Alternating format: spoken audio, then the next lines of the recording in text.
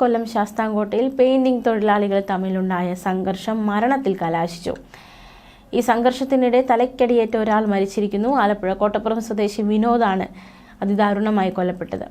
കൊല്ലം അയ്യത്തിൽ സ്വദേശി രാജുവിനെ പോലീസ് സംഭവവുമായി ബന്ധപ്പെട്ട് അറസ്റ്റ് ചെയ്തു. ശാസ്താംകോട്ടയിൽ ക്ഷേത്ര സദ്യാലയത്തിലെ പെയിന്റിംഗ് ജോലിക്കായി എത്തിയ വിനോദും രാജുവും തമ്മിൽ സംഘർഷമുണ്ടാവുകയായിരുന്നു. താമസ സ്ഥലത്ത് വെച്ചായിരുന്നു ഇവർക്കിടയിൽ തർക്കമുണ്ടായത്. തുടർന്ന് മദ്യലഹരിയിലായിരുന്ന ഇരുവരും തമ്മിൽ സംഘർഷമുണ്ടായി. അത് ഒരു സംഘർഷത്തിലേക്ക് നയിക്കുകയും അത് ഇത്തരത്തിലൊരു മരണത്തിൽ കലാശിക്കുകയും ചെയ്തിരിക്കുന്നു. വാക്ക് തർക്കത്തിന് പിന്നാലെ കമ്പി വടി ഉപയോഗിച്ച് വിനോദിനെ രാജു തലയ്ക്കടിക്കുകയായിരുന്നു. ഗുരുതര പരിക്കേറ്റ വിനോദിനെ താലൂക്ക് ആശുപത്രിയിൽ ഉടൻ തന്നെ ഏവരും ചേർന്ന് എത്തിച്ചു. പക്ഷേ ജീവൻ രക്ഷിക്കാൻ സാധിച്ചില്ല. പുലർച്ചെ പെയിന്റിംഗ് സാമഗ്രികൾ കൊണ്ടുവന്നയാളുടെ മുന്നിൽ വെച്ചായിരുന്നു ഇവർക്കിടയിൽ സംഘർഷമുണ്ടായത്. ഇരുവരും മദ്യലഹരിയിലായിരുന്നുവെന്ന് ഇയാൾ പോലീസിനോട് മൊഴി നൽകി. കൊല നടത്തിയ ശേഷം ഒളിവിൽ പോകാൻ ശ്രമിച്ച രാജുവിനെ ശാസ്താംകോട്ടയിൽ വെച്ചാണ് പോലീസ് പിടികൂടിയത്. കോടതിയിൽ ഹാജരാക്കിയ പ്രതിയെ റിമാൻഡ് ചെയ്തു. അതേസമയം നമുക്ക് മറ്റൊരു വാർത്ത കൂടി നോക്കാം.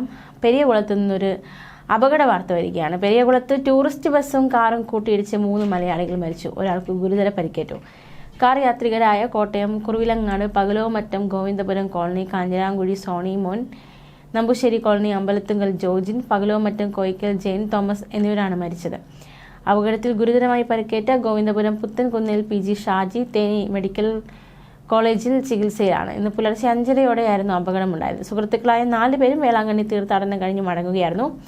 അപകടത്തിൽ ഇവർ സഞ്ചരിച്ചിരുന്ന കാർ പൂർണ്ണമായി തകർന്നു. ഇടിയുടെ ആഘാതത്തിൽ കാറും ബസ്സും മറിഞ്ഞു. 18 ബസ് യാത്രക്കാർക്കും പരിക്കേറ്റു. എയർക്കോടേക്ക് പോകുകയായിരുന്ന ബസ്സാണ് ഇത്തരത്തിലൊരു അപകടത്തിൽപ്പെട്ടത്. അപകട വിവരം അറിഞ്ഞ് ബന്ധുക്കൾ തേനിയിലേക്ക് പുറപ്പെടുകയും ചെയ്തു. കൊല്ലത്ത് നിന്ന് മറ്റൊരു ദുഃഖകരമായ വാർത്ത പുറത്തുവരുന്നു. കൊല്ലത്ത് കശുവണ്ടി ഫാക്ടറിയുടെ ചിമ്മിനി തകർന്ന് വീണ വിദ്യാർത്ഥി മരിച്ചു. ചാത്തനാകുളം പുത്തൻകുളങ്ങര സ്വദേശി അനന്തുവാണ് മരിച്ചത്. സുഹൃത്തുക്കളായ 6 പേരാണ് കഴിഞ്ഞ ദിവസം വൈകിട്ട് പൂട്ടിക്കിടക്കുന്ന കശുവണ്ടി ഫാക്ടറിയിലെത്തിയത്. ചിമ്മിനി തകർന്നു വീണപ്പോൾ അനന്തു അതിനുള്ളിൽ അകപ്പെട്ടു. രാത്രിയോടെ തിരച്ചിൽ നടത്തി. പക്ഷേ അനന്തുവിന്റെ മൃതദേഹമാണ് കിട്ടിയത്. സംഭവത്തിൽ കിളിക്കൊല്ലൂർ പോലീസ് അന്വേഷണം തുടങ്ങി. കൊല്ലം ജില്ലാ ആശുപത്രി മോർച്ചറിയിൽ സൂക്ഷിച്ചിരിക്കുന്ന മൃതദേഹം നടപടിക്രമങ്ങൾ പൂർത്തിയാക്കി കുടുംബത്തിന് വിട്ടുനൽകി.